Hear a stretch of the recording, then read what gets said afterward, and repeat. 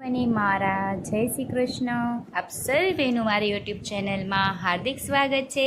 ભાદરવા માસના કૃષ્ણ પક્ષ એટલે શ્રાદ્ધ પક્ષ. આજે આપણે શ્રાદ્ધ પક્ષમાં ગરુડ પુરાણના તૃતીય અધ્યાયનો પાઠ કરીશું, તો વિડીયોને અંત સુધી જરૂરથી જોજો. અને જો ચેનલમાં નવા હોય અને ચેનલને સબસ્ક્રાઈબ ના કરી હોય તો જલ્દીથી કરી લેજો. તૃતીય અધ્યાય ગરુડ પુરાણ. ભગવાનના કહેવા પર ગરુડજીએ એમનાથી નિવેદન કર્યું, હે પ્રભુ, આ આખા યમમાર્ગને પાર કરી અને જીવ જ્યારે યમલોકમાં પહોંચે છે તો ત્યાં જઈ અને કઈ કઈ યાતનાઓ ભોગવે છે, હવે તમે મને એ બતાવો. ગરુડજીના આ પ્રશ્ન કરવા પર ભગવાન નારાયણ બોલ્યા કે હું તને આદ્યોત્પાત આનું વર્ણન કરું છું. આ નરક વર્ણન એવું છે કે જેને સાંભળી અને મારા ભક્ત લોકો પણ ધ્રુજી જાય છે અને તું પણ જૂજી જઈશ. હે ગરુડ, બહુ ભીતિપુરની આગળ 44 યોજનના વિસ્તારનો મોટું ભારે ધર્મરાજનું નગર છે. યમપુરમાં પહોંચી અને જીવ હાહાકારપૂર્વક બરાડા પાડે છે, એના આ પ્રકારના બૂમો પાડવાને સાંભળી અને યમપુરમાં રહેવાવાળા ધર્મધ્વજના દ્વારપાળ એના વિષયમાં ચિત્રગુપ્તની જીવના બધા જ શુભ અશુભ કર્મોને કહે છે. એના પછી ચિત્રગુપ્ત જઈ અને એ પ્રાણીના શુભ અશુભ કર્મોને ધર્મરાજની નિવેદન કરે છે. હે ગરુડ, જે નાસ્તિક છે હંમેશા પાપ કર્મમાં લાગેલા રહે છે. ધર્મરાજ એને સારી રીતે ઓળખે છે. એના પર પણ એમના પાપોની ચિત્રગુપ્તની પૂછે છે. પછી ચિત્રગુપ્ત બધું જ જાણતા હોવા છતાં મનુષ્યોના પાપને શ્રવણથી પૂછે છે. સ્વર્ગ, ભૂમિ, પાતાળમાં વિહાર કરવાવાળા શ્રવણ બ્રાહ્મણના પુત્ર છે અને એમને દૂરથી સાંભળવા અને દૂરથી જોવાનું વિશેષ જ્ઞાન છે. એમની સ્ત્રીઓ પણ એમની જેમ જ દૂર સુધી જોવા અને સાંભળવા વાળી છે, પરંતુ એમના નામ અલગ અલગ છે. સ્ત્રીઓના જેટલા કામ છે એમને તે બધા સારી રીતે જાણે છે. તે બધા શ્રવણી મનુષ્યના છુપાયેલા કર્મો, પ્રગટ કરેલા કર્મો, કહેલી વાતો તથા વ્યવહાર અને કરેલા કાર્યોના તત્વને જાણે છે.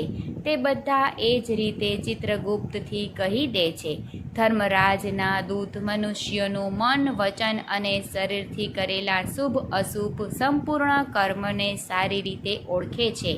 સત્ય બોલવાવાળા શ્રવણ લોકો મનુષ્ય અને દેવતાઓના બધા જ કર્મોને જાણવાની શક્તિ રાખે છે. તેથી તે બધાની વાતો ધર્મરાજથી કહી દે છે. પરંતુ વ્રત, દાન તથા સત્ય વગેરે વ્યવહારોથી જે ભક્ત મનુષ્ય એમને પ્રસન્ન કરે છે એમના માટે તેઓ સ્વર્ગ અને મોક્ષને આપવાવાળા છે. તેઓ સત્યવાદી શ્રવણ પાપીઓના પાપ કર્મને જાણી અને ધર્મરાજની સામે કહી અને પાપીઓ માટે દુઃખદાયી હોય છે. સૂર્ય, ચંદ્ર, વાયુ, અગ્નિ, આકાશ, ભૂમિ, જળ, હૃદય, યમ, દિવસ, રાત્રિ બંને કાળની સંધ્યા અને ધર્મના મનુષ્યોના આચરણને જાણવાવાળા હોય છે. ધર્મરાજ, ચિત્રગુપ્ત, યમરાજ, શ્રવણ અને સૂર્ય વગેરે દેવતા છે. આ શરીરમાં રહી બધા જ પ્રકારના પાપ અને પુણ્યોને જોતા રહે છે. આ પ્રકારે યમરાજ પાપી મનુષ્યના પાપો અને દુર્ગુણોને સારી રીતે જાણી અને પાપી જીવને બોલાવી પોતાનું ભયંકર સ્વરૂપ અને પ્રભાવ બતાવે છે. તે પાપી પ્રાણી દંડ હાથમાં લઈ ખૂબ લાંબા શરીરવાળા ભેંસની ઉપર બેઠેલા યમરાજના ભયંકર સ્વરૂપને જુએ છે. એમના પ્રલયકાળમાં મેઘની સમાન ગર્જન છે. કજ્જલ પર્વતની સમાન ઊંચું અને કાળું શરીર છે, જે વીજળીની સમાન ચમકવાવાળા શસ્ત્રોને ધારણ કરેલા છે. તેઓ 32 ભુજાઓવાળા છે. તેમનું શરીર 3 યોજન વિસ્તૃત છે. બાવલીના સમાન વિશાળ નેત્ર છે, જેમના ભયાનક દાંત અને મુખ, લાલ નેત્ર અને લાંબી નાસિકા છે. કાળ, જવલ, વ્યાધિ વગેરેની સેના સહિત મંત્રી ચિત્રગુપ્ત પણ ભયાનક આકૃતિના છે અને એમની સાથે યમરાજની સમાન આકૃતિવાળા યમદૂત લોકો પણ અત્યંત ભયાનક ગર્જન કરે છે. એ યમરાજને જોઈ અને ભયભીત થઈને તે પાપી પ્રેત હાય કરી અને પોકારે છે. દાન ધર્મ ન કરવાથી તે પાપી જીવ ફરીથી બૂમો પાડે છે. આમ બૂમો પાડે છે અને પોતાના કર્મને વિચારી અને પસ્તાય છે. એ જીવથી ચિત્રગુપ્તજી યમરાજની આજ્ઞા સંભળાવે છે અને એ અરે પાપીઓ, મૂર્ખો, તમે લોકોને અભિમાનથી પ્રવૃત્ત થઈ અને કેમ પાપને એકઠું કર્યું છે? કામ, ક્રોધ અને પાપીઓની સંગનીથી ઉપાર્જિત આ દુઃખ આપવાવાળા પાપને તમે કેમ કર્યા છે? તેઓ કહે છે કે તમે પહેલાં ખૂબ ખુશીથી પાપ કર્મ કરો છો, હવે એવી જ રીતે હર્ષિત થઈ અને યાતનાઓ પણ ભોગવો. હવે તમે કેમ દુઃખી થાઓ છો? તમારા કરેલા પાપ જ તમારા દુઃખનું કારણ છે. આમ કોઈ દગો નથી કરવામાં આવતો. મૂર્ખ કે પંડિત, પ્રબળ નિર્બળને, દરિદ્ર ધનવાનમાં યમરાજ સમાન વર્તન અને ન્યાય કરવાવાળા છે. ચિત્રગુપ્તના વચન સાંભળીને પાપી જીવ પોતાના કર્મનો વિચારને મૌન થઈ અને ચૂપ થઈ જાય છે.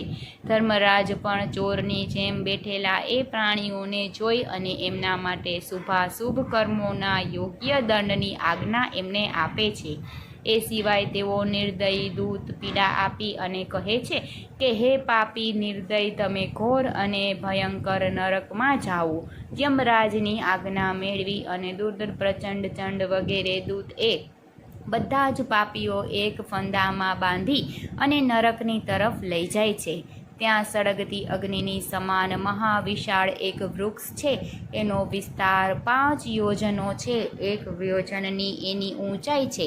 એ વૃક્ષની ડાળીમાં નીચેની તરફ મુખ રાખી અને એ પાપી પ્રાણીને બાંધી અને ભયંકર યાતના આપે છે. એ વૃક્ષમાં બાંધેલો સળગતો જીવ રોવે છે, પરંતુ ત્યાં એની રક્ષા કરવાવાળું કોઈ નથી હોતું. એ સેમલના વૃક્ષમાં અનેક પાપી લકડીને યોજતા ભોગવે છે અને ભૂખ તરસથી પીડિત થઈ યમદૂતો દ્વારા પીડિત કરવામાં આવે છે. મદદહીન એ પાપી દૂતોથી હાથ જોડી અને કહે છે કે હે દૂતો, અમારા અપરાધને ક્ષમા કરો. આ પ્રકારે કહેવા પર પણ એ પાપી પ્રાણીઓને લોખંડના સળિયા, મુદર, તોમર, ગદા અને ભાલા તથા મુસલ વગેરેથી યમદૂત મારે છે. મારવાથી જીવ મૂર્છિત થઈ જાય છે. તેમને આ પ્રકારે મૂર્છિત જોઈ યમદૂત લોકો આ પ્રકારે કહે છે કે હે પાપી દુરાચારી, તમે આવા દુષ્ટ કર્મો કેમ કર્યા છે? તરસ્યાને પાણી પીવડાવવું, ભૂખ્યાને અન્ન આપવું વગેરે સરળ કામ તમે કેમ ના કર્યા? અડધું ઘાસ પણ તે ક્યારેય કૂતરાઓ અને કાગડાઓને દાનના રૂપમાં નથી આપતા. ના તો ઘર પર આવેલા અતિથિને સત્કાર, ના તો પિતૃઓને તર્પણ કર્યું છે. હે જીવ, પોતાની યાતના છોડવા માટે ના તો તે ક્યારેય અન્નદાન ના કર્યું, જેનાથી તારે આટલી યાતનાઓ ભોગવવી પડે છે. ના તો તે સાધુઓની સેવા કરી, એનાથી પોતાના કર્મના ફળને ભોગવ, જેના કારણે તે અધર્મને સંચિત કર્યો છે. આથી યમરાજની આજ્ઞાથી દંડ ભોગવ. હરિ ભગવાન જ અપરાધના ક્ષમા કરવાવાળા છે. અમે લોકો તો એમની આજ્ઞાથી દંડ આપવાવાળા છીએ. આમ કહી અને તે નિર્દય થઈ અને તાડવાનું પ્રારંભ કરે છે. સળગતા અંગારાના સદડ પાંદડાઓની જેમ શરીર કપાય છે અને એ જીવોને વૃક્ષની નીચે રહેવાવાળા કૂતરા ખાય છે. એનાથી તે પાપી રોવે છે. રોઈ રહેલા જીવના મુખમાંથી ધૂળ ભરી અને દોરડાઓથી બાંધી મૂર્તિઓની મારે છે અને સૂળોથી પીડા આપે છે. એના પછી જેમ લાકડી ચીરવામાં આવે છે, એવી જ રીતે કોઈ પણ પાપીને આરથી ચીરી અને 2 ભાગ કરવામાં આવે છે. કોઈને પૃથ્વી પર સુવડાવીને કુહાડીઓથી ટુકડા કરવામાં આવે છે. કોઈનું અડધી શરીર જમીનમાં દાટી અને એને માથા પર તીરથી મારે છે. કોઈને નિર્મલ થઈ અને કોયલામાં નાખી અને ઈંટથી સમાન તળે છે. કેટલાક જીવ સગળતા અંગારા સહિત અડધી બળેલી લાકડીઓને ચારે તરફથી એકઠી કરી લોખંડના ગોળાની સમાન તપાસવામાં આવે છે. કોઈને ઉકળતી ઘીની કઢાઈમાં, કોઈને ગરમ તેલની કઢાઈમાં નાખી અને પકડાની જેમ અહીં તહીં ચલાવવામાં આવે છે. કોઈને માર્ગમાં મતવાળા હાથની આગળ નાખી દેવામાં આવે છે. કોઈને હાથ પગ બાંધી નીચે લટકાવવામાં આવે છે. કોઈને કૂવામાં ફેંકવામાં આવે છે તો કોઈને પર્વતથી ફેંકવામાં આવે છે, કોઈને કીડાઓના કુંડમાં ડૂબાડવામાં આવે છે તો કોઈને કીડાઓથી કરડાવવામાં આવે છે. આ બધા જ જીવોના વ્રજની સમાન કઠોર ચાંચવાળા માંસને પસંદ કરવાવાળા ગીધ અને કાગડાઓ વગેરેની ચાંચોથી શરીરને નોચે છે. આંખોના ચાંચ મારી તથા મોહના માંસને ચાંચથી કાપે છે. કોઈ પોતાના ઋણને માગે છે. હવે તેમને મેં યમલોકમાં જોયા છે, તે મારું ધન ખાધું છે. નરકમાં આવા ઝઘડા કરવાવાળા પાપીઓના માંસ સીડાઓથી કાપી અને યમદૂત લોકોએ માગવાવાળાને આપે છે, અને યમના દૂત આ પ્રકારે એ પાપીઓને દંડ આપી યમની આજ્ઞાથીને અધતામસિક વગેરે અનેક નરકોમાં નાખી દે છે. નરકમાં તો અનેક પ્રકારના દુઃખ ભોગવવા જ પડે છે, પરંતુ એ સેમલ વૃક્ષની નીચે જે પીડા આપવામાં આવે છે તે મુખથી પૂરી રીતે વર્જિત થતી નથી. હે ગરુડ, 84 લાખ નરક છે, એમાંથી અત્યંત ઘોર અને કષ્ટ આપવાવાળા મુખ્ય 21 એમના નામ છે: મહારૌરવ, તામસિક, લોહશંકુ, કુંડમલ, સાલમલી, રોવર, કાલસૂત્રક, લોહિદોત, પુતિમૂર્તિક, સંઘાત, સવિષહ, સમાસિત, મહાનિરાશક, કાકોલ, અવિચી, સંજીવ, મહાપથ, અંધામિષિત, કુંભીપાક, સંપ્રાતક, એકતવન. જીવને આ 21 નરકોમાં અનેક પ્રકારની પીડાઓ ભોગવવી પડે છે. આ નરક અનેક પ્રકારના પાપોને ફળ આપવાવાળા છે. આ બધામાં યમદૂત નિવાસ કરે છે. આ નરકમાં પડેલા અજ્ઞાની, પાપી, અધર્મીએ નરકની યાતના વર્ષો સુધી ભોગવે છે. તામસિક, મહાપથ, અધતામસિક અને રૌરવાદિક જેટલા નરક છે, એમનો ભોગ સ્ત્રી પુરુષના સંયોગવાળા પાપથી ભોગવા પડે છે. આ પ્રકારે કુટુંબીઓનું પાલન કરવાવાળાઓ આ અલગ થાય છે, અને કુટુંબનું પાલન ન કરીને પોતાનું પેટ ભરવાવાળા પાપીઓ આ લોકનું કુટુંબ અને શરીર બંનેને છોડી અને પરમલોકમાં જઈ આ પ્રકારે યાતના સહન કરે છે.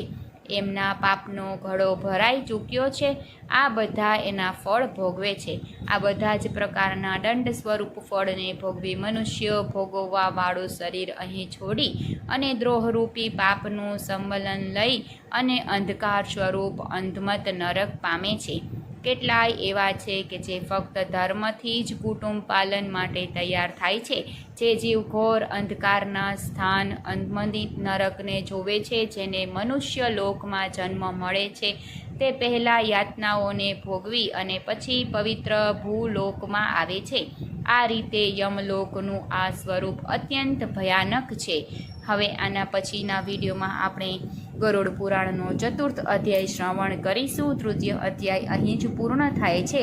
તો બધાને મારા જય શ્રી કૃષ્ણ.